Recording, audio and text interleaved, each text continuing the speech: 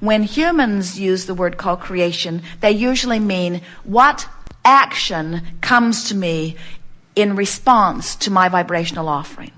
Sometimes people will say, well, I can create on my own really well, meaning I can create my income or I can create my body. But I don't co-create very well with my mate or with those people at work. But we want to use a broader context for co-creation. We want it to include every other human on the planet. We want it to include every thought that has ever been thought. You can't stop co-creating. So I'm the source of my co-creation then? You are. In this body, with this brain, with this focus, with these things to think about, you are the projector of thought that is affecting everything that comes to you. And everything that comes to you is that co-creative experience. So, to be absolutely accurate, we should never say anything less than co-creative, because you could not isolate yourself and be anything other than co-creative. You can't do it. Okay, well then that can tie into my next question, which is how I've been co-creating some contrasting experiences in my life. I have a 10-year-old son and a 7-year-old son. But now we want to call it creating. Just creating? Because when you say co-creating, you want to give them credit for what's happening. Right. When you say creating, you take responsibility for your vibrational output, over which you have total control. So there's more power in the concept, I create my own reality, than there is in the concept, I co-create my own reality, because you might screw my reality up. Exactly.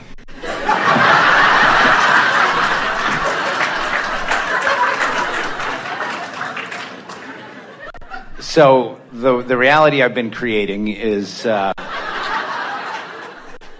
reality of I have a 10-year-old boy, and he gets angry sometimes. I get angry sometimes, and he seems to get angry when his power is taken away from him. How odd. Maybe you can whip that out of him. And then when he gets angry, then my wife gets scared. And then when she gets scared, then she'll call me up or bring me into it. And it's difficult for me to, then I'll get scared that we've done something totally wrong here. But now stop in light of what we've been talking about here and just ask yourself, what is the natural consequence of someone feeling powerless? In other words, so your son feels powerless. Source, who is very aware of him, is seeing him, beloved, come this way, come this way, come this way. And the call that he hears is right into anger, so he's moving in the right direction. And if he were only listening to the call within him, he would move from powerlessness into anger, into frustration, into hoping, into believing, into knowing, into love. And he would do it so fast. But he's got people around him freaking out when they see him get angry. Yes. So he loses his way, because it's hard to hear the call of source when your mother's screaming in your ear. You see what we're getting at? Yes. In other words, this is what we said when we want you to be so selfish that you don't give a rip what anybody else is thinking or saying. But it's a hard case to sell. In other words, kids hear it really easily. The teenagers are loving our message. Their parents are ruining the day they ever heard it, because parents want control over a child who wants control. Right. And as we were just discussing, the child is the one who will control his own experience. He is the creator of his own experience. We appreciate very much your explanation, and people resonate with that because it's sort of the way it goes. Most people are reacting to the condition. They're reacting to what they see rather than finding their center and then responding from that place of alignment. So here's what you can do. Now you understand, and we think you do, that it's not abnormal for your son or anyone to go to anger from a place of feeling powerless. So what you want to do is, in your mind's eye, acknowledge, first of all, that he is not powerless, and then role play in your mind different ways than you can think of to convey to him your awareness that he is not powerless.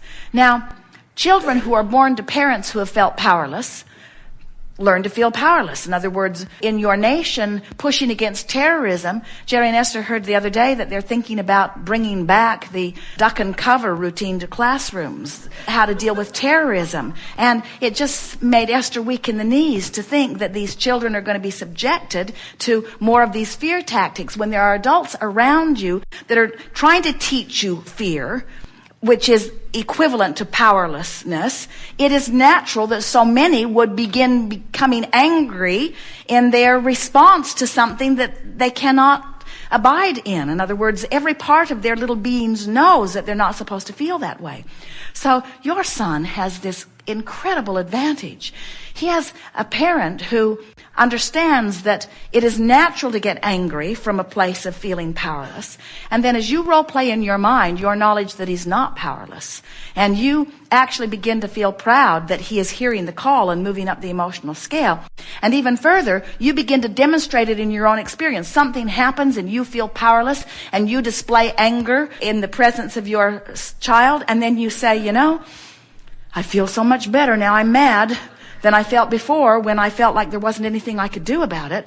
And I don't want to stay angry because I know I can feel so much better. But I believe that anger is a step in the right direction. Now I'm going to see if I can feel less angry.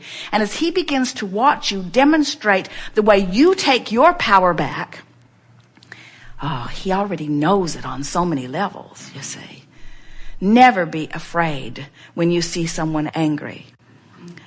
Instead, feel happy for them, that they have improved the way they feel, and then wish for them something that feels even better.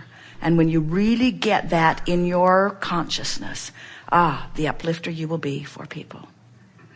You see, his mother feels powerless against his anger.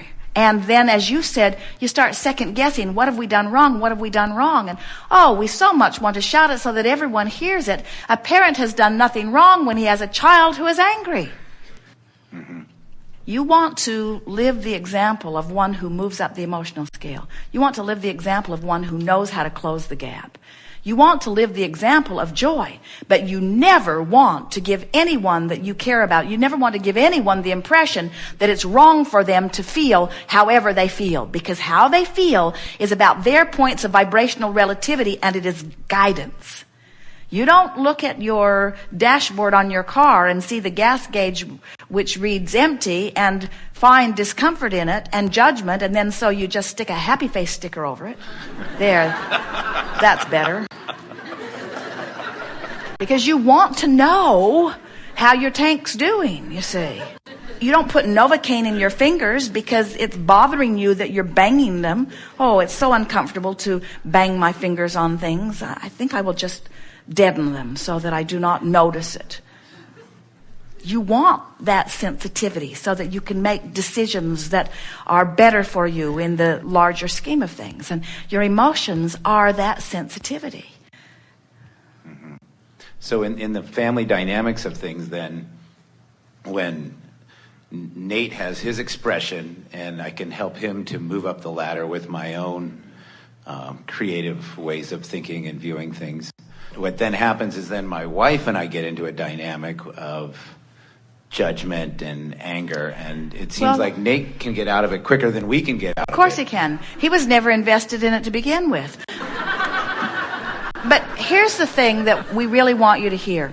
So he feels powerless over maybe something that doesn't even seem that important to you. But that's what we meant earlier when we said you don't get to judge. You don't know the points of vibrational relativity in any other. So he gets angry about something because it's his way of feeling better than the powerless way he felt before. And then as you give your attention to that from a place, let's take it away from you for just a moment and talk about parents in general. If your angry child makes you angry, you are not in a position to lead him up the emotional scale because you're as out of control in your feeling of powerlessness as he is. Right. So you can't teach him anything. Right. But if you've taught yourself that you can feel better than angry and you can feel frustration, in other words, a parent who feels frustration over his angry child can lead the child. A parent who feels absolute love over his angry child can lead the child. But if the child makes you angry, you're all in deep doo-doo. Right. And those are the dynamics that you're talking about. We're all out of control, we all feel powerless, and we're all just taking it out on each other, you see. And that's why grandparents are so good for children.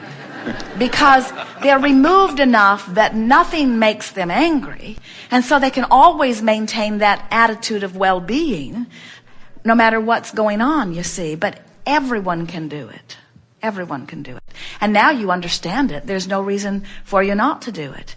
The most important thing that we want to convey to you, please, next time your child gets angry, which makes his mother angry, which makes you angry, don't beat up on yourself about it. Just say, I know what's going on here, and I can improve the way I feel, and I'm going to work on it before the next episode, because it's very difficult to work on it within the next episode. In other words, you got to lay in your bed and love your kid and love his mother and appreciate and yourself. In other words, you got to work yourself into those better feelings before that incident happens. And then you've got your sea legs. And then next time you see your child who feels powerless getting angry, you're standing over there understanding. And you're looking at your child with loving eyes and you're saying, I don't like your anger, and I don't like you to display it in that way because most people don't understand it and it's going to bring you more trouble. But I sure don't blame you for being angry under these conditions. And here's what I know about it. And son, I've gotten angry plenty of times for exactly the same reason. And then have a conversation about it. Talk to him about what he feels powerless about. And explain to him that you don't think he's powerless. Jerry and Esther have a dear friend, a grandmother of a little child. And the little child was wanting a toy gun. He'd seen them on television. Other friends had them, wanted a gun. And a grandmother says, your mother is dead set against you having a gun. Don't ask me to get you a gun. I'm not going to get you a gun. Oh, please, Grandma, please get me a gun. I could just play with it at your house. Just please. I'm not going to get you a gun, she said. And so one day in the fall, they're walking through the very deep leaves, shuffling through, and Benjamin's foot kicks something, and he digs in the leaves and comes up with a toy gun, which his mother let him keep. And his grandmother said, you see, whatever you want will come to you. In other words, you want to teach your children that they are the creator of their experience. When they fixate on you as the vortex through which all of their well-being will flow, and you are not going along with something that they want, and they feel powerless because they think the only way they can get it is through you, and you've got the door closed, in their feeling of powerlessness, they get mad. And this is the dynamic that goes on all the time. And so what you want to say is, you have a way of creating things. Much of it comes through me. I am your parent, and I want to feed you and clothe you and give you a wonderful life as best I can. But you get to create also, and so much will come. So just because I'm saying not through my vortex doesn't mean you can't create it. That's really what you want to convey to everyone. The dynamics that go on that are the most troubling in most relationships are, I don't feel good and I'm blaming you for it in some way. Powerless, powerless, powerless. I don't feel good and it's because of something you're doing. What a trap that is. Because, first of all, that person doesn't have the power to do enough to keep you consistently feeling good. And those of you who have tried know that. Have you ever had somebody in your life that believes that their well-being is dependent upon you? Don't you find yourself suffocated by that? Don't you want to run kicking and screaming away from that? Yeah. The only place you will find freedom is in your own empowerment. And that's what you want to give your friends, your children, your strangers, your enemies. If you could empower your enemies, they would stop making trouble for you. If you would give everyone a nuclear bomb, your troubles would end. Because they would all say, don't push your button and I won't push my button. But when I feel powerless, I'll kill you with a rock.